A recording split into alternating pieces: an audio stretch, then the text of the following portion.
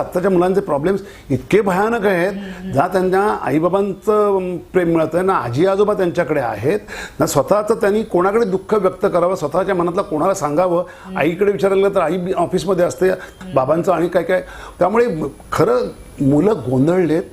सगळ्यात महत्त्वाचं म्हणजे आम्ही लहानपणी जे काही खेळ खेळलो ना, गोट्या, विटीदांडू, लगोऱ्या, अल्लंगाडी, कोयबा, झिम्मा, फुगड्या मुलींच्यात वगैरे, आजकालच्या या मुलांना खेळ हा प्रकारच माहिती नाही आहे. ते फक्त आपल्या रूममध्ये खेळतात आणि शेवटी ते टी व्ही बरोबर कॉम्प्युटरमधून खेळतात. त्यामुळे कुठल्याही गोष्टीला एक्सपायरी डेट असते. मेंदू जर तुम्ही वापरलाच नाही तर मेंदू काम नाही करणार. मेंदू मोकळा, सगळ्याचा निचरा व्हावा लागतो आणि निचरा होणं आवश्यक आहे.